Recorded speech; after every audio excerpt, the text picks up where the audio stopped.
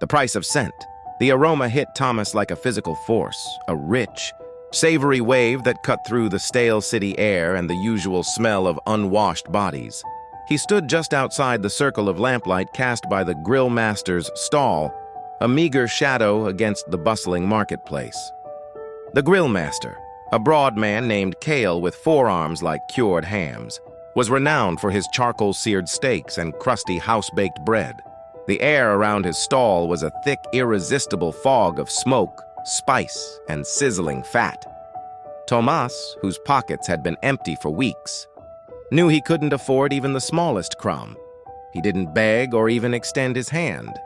He simply stood there, closing his eyes, letting the delicious stolen scent flood his senses. He breathed in deeply, imagining the juicy bite of the steak and the crunch of the warm bread. It was a meal he ate only with his imagination. Cale watched him. He saw the flicker of desperate yearning on Thomas's face, the deep, satisfying inhales. He said nothing, simply flipping a steak with a practiced sizzle. After a long while, when the last customers had gone and the fire was dying down, Thomas opened his eyes, feeling the warmth of the imaginary meal fade. He let out a sigh that was almost contentment and turned to leave. "Hold on, friend," Cale's voice boomed, startling Thomas. Thomas turned back, his heart sinking. "I meant no harm, Master Cale. I know what you did," Cale interrupted, wiping grease from his knife. "You feasted on my goods. You stood here and took the best part of my steak and my bread, the aroma, and you didn't pay a single copper." He pointed to a sign. "Everything has a price in this stall. Pay up for the smoke or I'll take you to the magistrate." Tomas was aghast. "But I took nothing. I only breathed the air.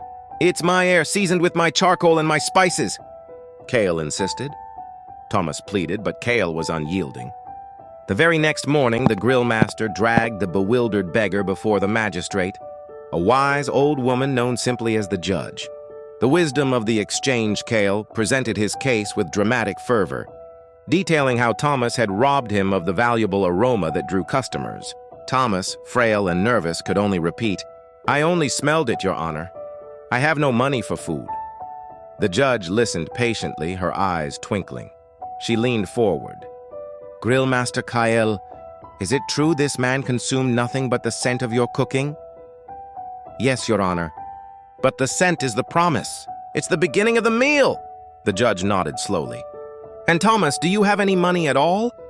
Thomas reached into his tattered coat and pulled out 3 tarnished copper coins, all he had left in the world. He placed them on the table. The judge smiled. "Very well, Cale. The payment shall be made." She turned to Tomas. "Pick up your 3 copper coins, Thomas, and drop them one by one into that empty metal bucket."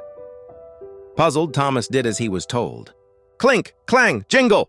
The sound of the money reverberated loudly in the quiet courtroom. The judge then looked squarely at the grill master.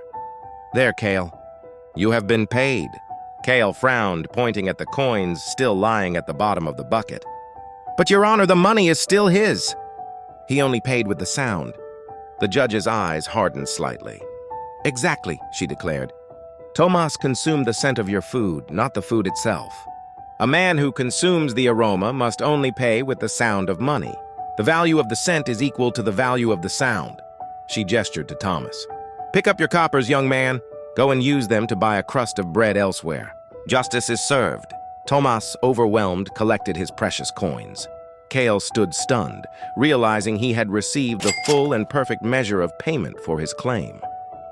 He watched the beggar leave, having paid his debt with the clang of copper, and took a valuable lesson about the true price of greed.